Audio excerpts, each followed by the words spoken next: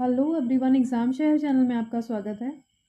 Indian geography के important topic को discuss कर रहे हैं, जिसमें हम लोगों ने पिछली वीडियो में हिमालयन रिवर सिस्टम कंप्लीट कर लिया था। और आज जो हम लोग टॉपिक करने जा रहे हैं वो है पेनिनसुलर रिवर्स। ठीक है, यानी कि भारत का जो पेनिनसुला है वहाँ पे जितनी भी नदियाँ हैं हम उनको कवर अप करेंगे। ठीक है, अब कुछ चीज़ें बता देती हूँ। सबसे पहले पेनिनसुलर रिवर का मतलब क्या है। ये आपका भारत है। ठीक है, हिंदी में बात करें तो प्रायद्वीपीय भारत। इससे पहले हम लोग ने हिमालयन रिवर सिस्टम कंप्लीट कर लिया है अपना। यहाँ से हम लोगों ने इंडस रिवर को देखा, इंडस के बाद हम लोगों ने गंगा को देखा, और गंगा के बाद हम लोगों ने यहाँ पे तीसरी रिवर देखी, ब्रह्मपुत्र नदी। ठीक है, तो इनको हम लोगों ने कंप्लीट कर लिया, इनका पूरा सिस्टम हम लोगों ने देख लिया। और जिन बच्चों ने नहीं देखा है वो पुरानी मेरी प्लेलिस्ट में, ज्योग्राफी की प्लेलिस्ट में जा करके वो वीडियोज़ देख सकते हैं। आज हम लोग नया टॉपिक लेकर चल रहे हैं जिसको हम लोग बोल रहे हैं पेनिनसुलर रिवर सिस्टम। तो पेनिनसुला का मतलब क्या है, वो पार्ट जो तीनों साइड से कहाँ किससे सराउंडेड है भाई, जो तीनों साइड से पानी से सराउंडेड है। ठीक है, तो यहाँ पे आपको पता है अरेबियन सी है, यहाँ पे इंडियन ओशन है, और यहाँ पे कौन सा है, बे ऑफ बंगाल। तो वो हिस्सा जहाँ पे तीनों साइड से पानी से सराउंडेड होता है उसको हम पेनिनसुला बोलते हैं। ठीक है, और हमारा जो भारत का ये वाला हिस्सा है इसको हम लोग क्या बोलते हैं, इसको हम बोलते हैं पेनिनसुलर इंडिया। ठीक है, अब देखो यहाँ पे जो नदियाँ हैं वो हमें डिस्कस करनी है, पर इनको डिस्कस करने से पहले हम कुछ कैरेक्टरिस्टिक देखते हैं, क्योंकि अब एग्जाम में ऐसा क्वेश्चन भी पूछने लगा है। ठीक है, तो सबसे पहले कुछ चीज़ें, कुछ characteristics of peninsular drainage system आप नोट कर लो। हेडिंग डाल दो कैरेक्टरिस्टिक्स। जो बच्चे नए जुड़ रहे हैं उनको मैं बता देती हूँ कि मैं प्रॉपर नोट्स बनवाती हूँ। आप लोग को पेन और कॉपी लेकर बैठा करिए, ताकि आप लोग का ये जो टॉपिक है वो प्रॉपर तरीके से कंप्लीट हो। ऐसा नहीं कि बस देख लिया, सरासर नज़र मतलब डाल ली, वो ऐसे चला गया। ठीक है, दिमाग में जाता तो है, पर वो उनके लिए बेनिफिट होगा जो कई बार ये टॉपिक को कंप्लीट कर चुके हैं। वो आप लोग का 2x पे देख सकते हैं इस वीडियो को। ठीक है, चलिए, तो कैरेक्टरिस्टिक लिखना स्टार्ट करिए। सबसे पहली चीज़ तो ये है कि जो पेनिनसुलर ड्रेनेज सिस्टम है, peninsular drainage system is older than Himalayan river. ठीक है, तो पेनिनसुलर की जितनी भी रिवर्स हैं, ठीक है, जितना भी ये पूरा ड्रेनेज सिस्टम है, it is older than Himalayan river. ये बहुत इंपॉर्टेंट बात है, ये कई बार एग्जाम में पूछा जा चुका है ये वाला सेंटेंस। ठीक है, ये इससे प्रायद्वीपीय भारत की जो नदियाँ हैं वो नदियाँ हिमालयन से पुरानी हैं। तो अब डायरेक्ट अगर स्टेटमेंट आ गई कि भाई ये जो गोदावरी नदी है ये गंगा से पुरानी है, तो हाँ पुरानी है। ठीक है, older than Himalayan reverse. Fine, ये आपका पहला स्टेटमेंट हो गया। उसके बाद नेक्स्ट आप लोग को देखना है, जो यहाँ पे वेस्टर्न घाट है ना, ये आपका वेस्टर्न घाट है, ये वाला एरिया जो है। ठीक है, it act as a water divide. ठीक है, the Western Ghats running close to the western coast act as a water divide between the major peninsular river. ठीक है, और यहाँ पे ये ध्यान रखना है कि पेनिनसुलर रिवर में जो वाटर डिवाइड का काम कर रहे हैं वो कौन कर रहे हैं भाई, वेस्टर्न घाट्स। और इसमें कई बार नाम आता है सह्याद्री का, तो हाँ भाई सह्याद्री कर रही है। ठीक है, उसके बाद ज़्यादातर जो पेनिनसुलर रिवर्स हैं वो कहाँ पे जाती हैं, बे ऑफ बंगाल में। कहाँ पे जा रही हैं वो, बे ऑफ बंगाल में। मेजर, सारी नहीं बट मेजर, लेकिन यानी कि अगर इनका फ्लो मैं बताऊँ तो ये क्या है, वेस्ट टू ईस्ट, यानी कि इनको हम बोलते हैं ईस्ट फ्लोइंग रिवर्स। ज़्यादातर जो है वो ईस्ट फ्लोइंग रिवर है। और पेनिनसुलर इंडिया से क्वेश्चन पूछा जाता है कि वेस्ट फ्लोइंग रिवर्स कौन कौन सी हैं। ठीक है, या वेस्ट यानी कि वो कहाँ जा रही हैं भाई, वो अरेबियन सी में जा रही हैं। तो वेस्ट फ्लोइंग रिवर कौन कौन सी है, इसको ध्यान रखना है। फिलहाल मैं जो आपको दो नाम बता रही हूँ वो ध्यान रख लो, एक है नर्मदा और दूसरी कौन सी है, दूसरी है तापी। वो आपकी वेस्ट फ्लो की तरफ फ्लो करती हैं। ठीक है, उसके बाद नेक्स्ट पेनिनसुलर जो इंडिया है, इसकी कुछ जो रिवर्स हैं, कुछ जो नदियां हैं, सपोज ये आपकी पेनिनसुलर इंडिया है, इसकी कुछ नदियां जो है वो नॉर्थ की तरफ भी जा रही हैं। तो अगर आप लोग को याद होगा यहाँ पे यमुना नदी आ रही थी, तो यमुना में कौन कौन सी नदियाँ मिल रही थी भाई, चंबल भी मिल रही थी। ठीक है, चंबल, बेतवा, केन, ये सब आपकी यमुना में मिल रही थी। ठीक है, अच्छा, यहाँ पे अमरकंटक के ऊपर से एक नदी जा रही थी, उसका नाम क्या है, सोन। तो ये कुछ पेनिनसुलर रिवर हैं जो आपकी हिमालयन रिवर सिस्टम से मर्ज हो जाती हैं। ठीक है, मिल जाती हैं। तो ये भी आप लोग याद रख लेना। सेंटेंस लिखना हो तो लिख लो, the Chambal, Sindh, Betwa, Ken, Son originating from the northern part of peninsula belong to Ganga river system. ठीक है, तो ये पूरा सेंटेंस आप लोगों ने नोट कर लिया। तो इतनी चीज़ें समझ गए। अब दूसरी चीज़ समझो, यहाँ पे ज़्यादातर जो है यहाँ पे ये कौन सा ड्रेनेज पैटर्न फॉलो करती हैं, तो ये डेंड्राइटिक ड्रेनेज पैटर्न फॉलो करती हैं। ठीक है, डेंड्राइटिक का मतलब क्या है, ये पेड़नुमा ब्रांचेस बनाती हैं। ठीक है, तो पेनिनसुलर ज़्यादातर क्या फॉलो कर रही हैं, डेंड्राइटिक ड्रेनेज पैटर्न। ओके, उसके बाद इनकी जो वो वैलीज होती हैं वो कैसी होती हैं, ब्रॉड और शैलो होती हैं। ठीक है, जो वैलीज आपने देखा होगा, Himalayan river V shape valley काटती है। ठीक है, बहुत स्टीप स्लोप काटती है। लेकिन ये थोड़ी कैसे काटती है, ये आपकी ब्रॉड शेप में काटती है, यू शेप वाली बना देती है, शैलो बनाती है, ज़्यादा गहरी नहीं।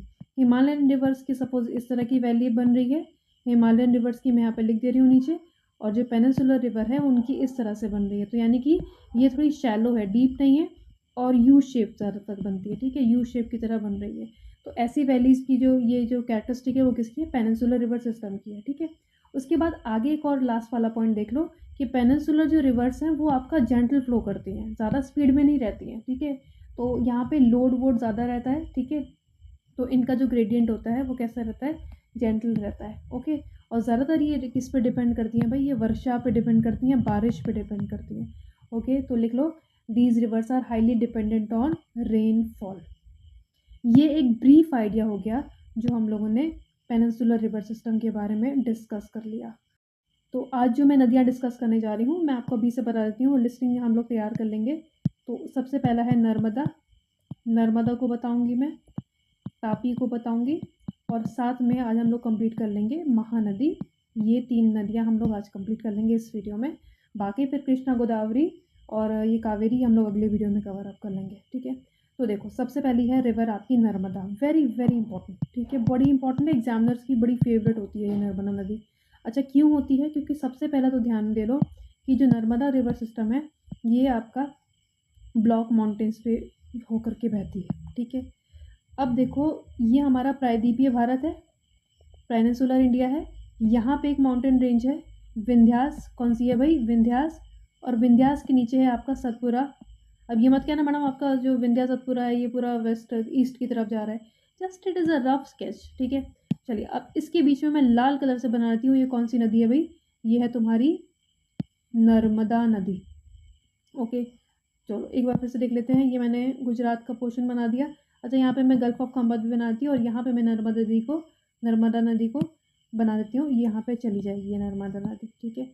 यहाँ से आपका रेड कलर का नर्मदा नदी हो गई, और इधर आपका ग्रीन में विंध्यास हो गया, और नीचे कौन सा हो गया, सतपुरास हो गया, ठीक है। तो विंध्यास सतपुरा के बीच में कौन सी नदी बह रही है, तो भाई हमारी ये बह रही है नर्मदा नदी।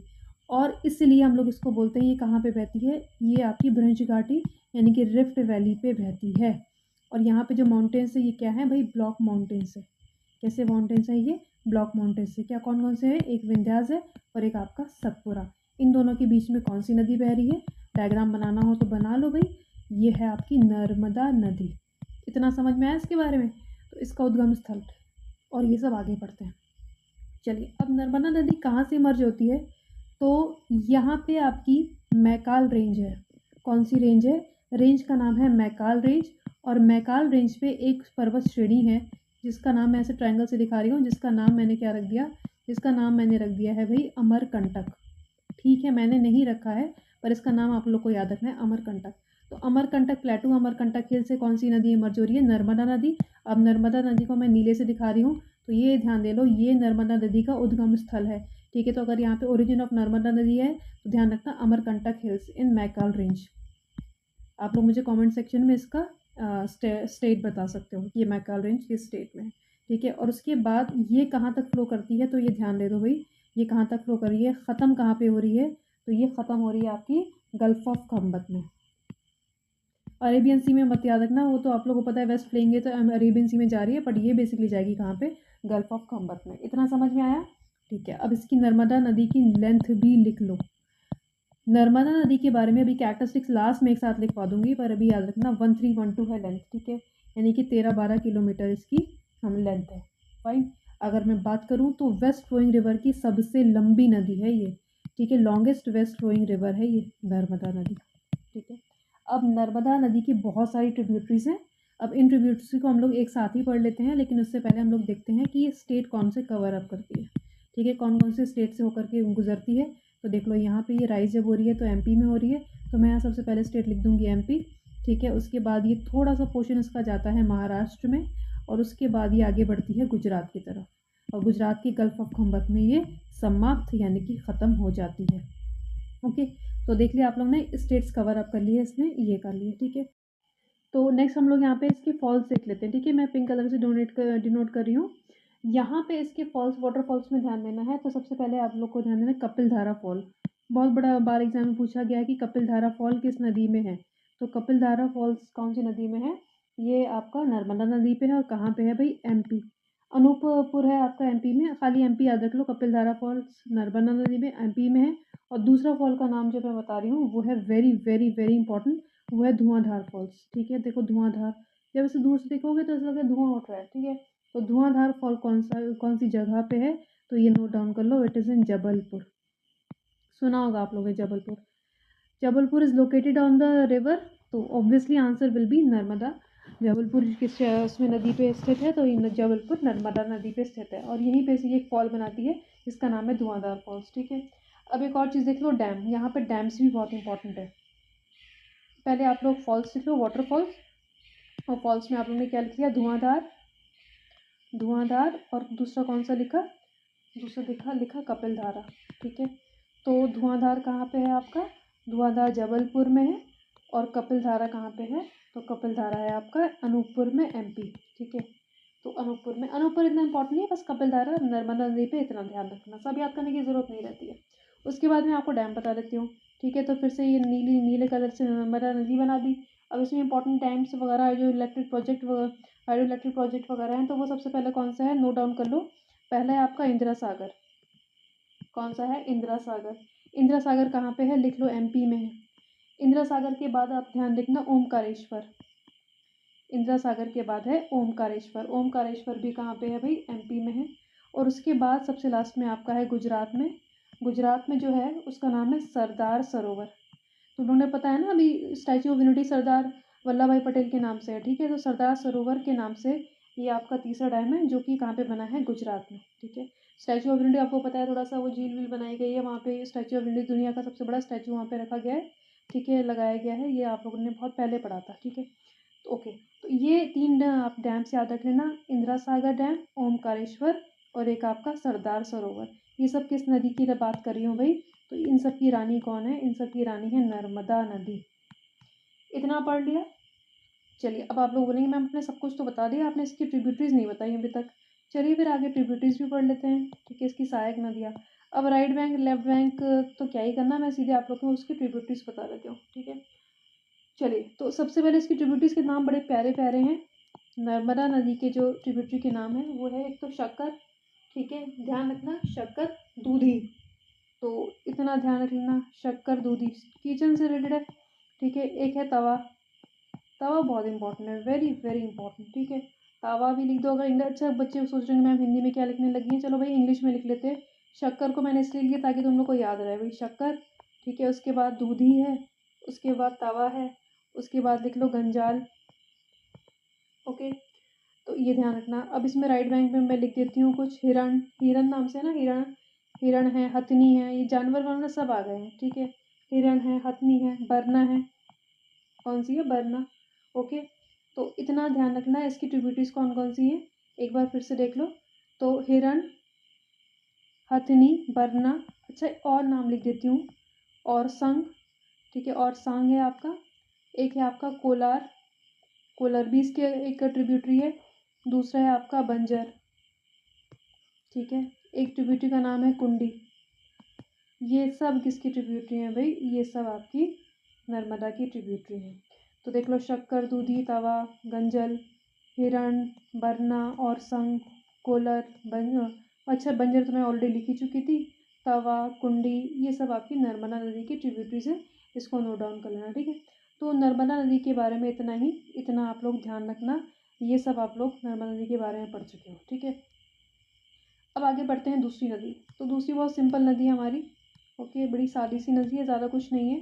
उसका नाम है ताप्ती, या उसको तापी भी बोलते हैं। ठीक है, ताप्ती भी बोल सकते हो आप लोग, और तापी नदी भी बोलते हो। ठीक है, तो आप लोग को पता है ये पर्वत श्रेणी है विंध्यास।